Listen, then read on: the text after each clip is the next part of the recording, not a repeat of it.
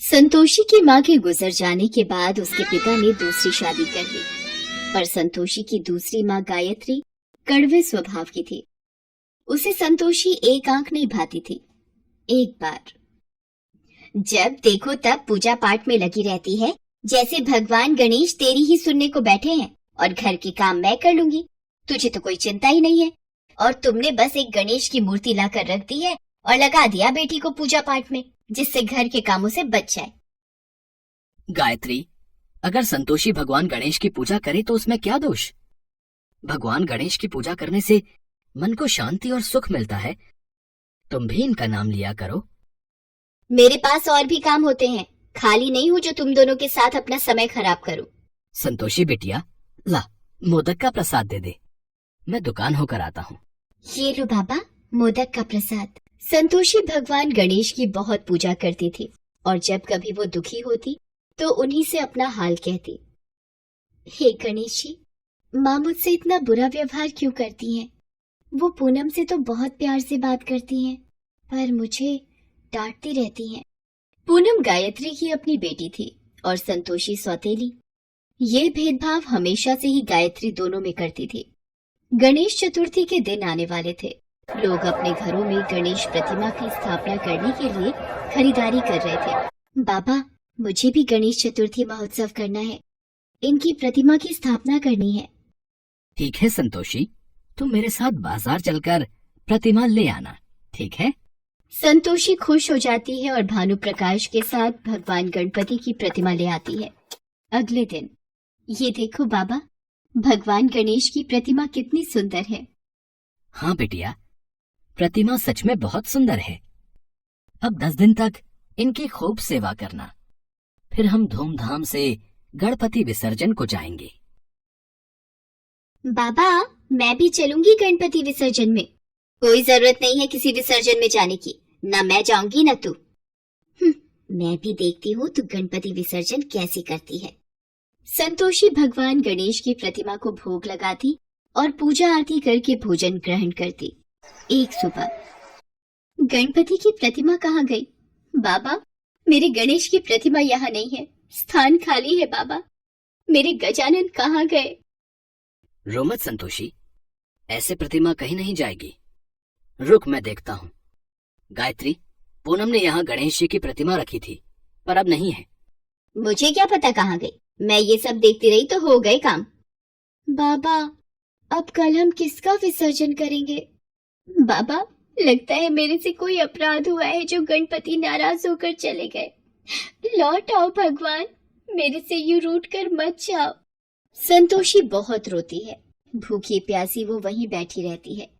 भानु प्रकाश उसे बहुत उठाने की कोशिश करता है, पर वो उस स्थान से उठने के लिए मना कर देती है।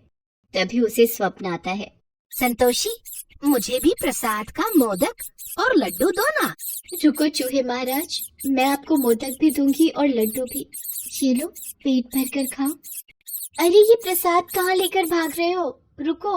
अरे, ये तो उस बगीचे में जा रहा है। संतोषी का सपना टूट जाता है। वो बगीचे की ओर जाती है और मिट्टी खोदने लगती है। संतोषी, क्या हुआ बेटी? वहाँ मिट्टी क्यों खोद रही हो?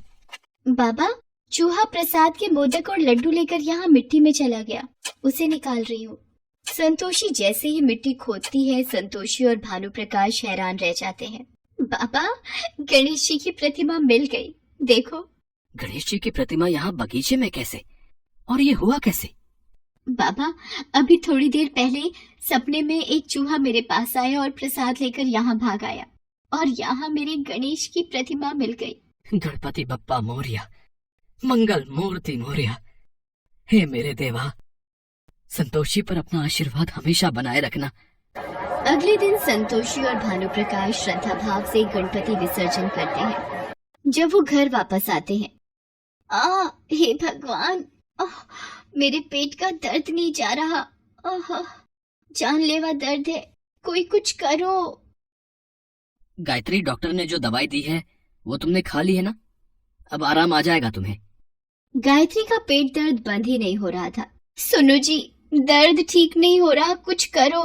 भानु प्रकाश पास के हॉस्पिटल में भी दिखा कर आता है, पर सारी रिपोर्ट्स ठीक थी। गायत्री की बीमारी कोई समझ ही नहीं पा रहा था। दर्द से मेरी जान निकल रही है। मेरा दर्द बर्दाश्त के बाहर हो रहा है। मैं मर जाऊंगी जी। गायत्री, सब जगह तो दिखा दिया है, मैं क्या करूं? रिपोर्ट भी तुम्हारी कुछ नहीं कह रही। माँ, ये गणपति विसर्जन के प्रसाद का मोदक खा लो, पेट का दर्द ठीक हो जाएगा। इतने बड़े बड़े डॉक्टर देख चुके हैं, दवाइयाँ ठीक नहीं कर पाई और तू ये मोदक दे रही है। गायत्री, अगर संतोषी कह रही है तो थोड़ा मुंह लगा लो प्रसाद। गायत्री जैसे ही मोदक का टुकड़ा मुंह में लेती है, उसके पेट का दर्द बिल्कुल ठीक हो जाता है। ये कैसे हो सकता है? मेरे पेट का दर्द गायब हो गया। मैंने कभी भी भगवान गणेश पर विश्वास नहीं किया, पर आज उनके नाम का प्रसाद खाकर मैं ठीक हो गई और मैंने उन्हीं गणेश भगवान की प्रतिमा को घर के बाहर मिट्टी में छुपा दिया ताकि संतोषी पूजा न कर पाए, और आज इसी के हाथों से प्रसाद खाकर मैं ठीक हो गई। गायत्री, तुमने हमेशा संतोषी को अपने से दूर रखा। तुमने गणपति महाराज की प्रतिमा को उनके स्थान से उठाकर मिट्टी में दबा दिया। शायद भगवान ने इसी बात का तुम्हें सबक दिया है कि कभी भी किसी के साथ बुरा बर्ताव मत करो। संतोषी गणेश की भक्त है, इसके हाथों तो पानी भी अमृत बन जाता है।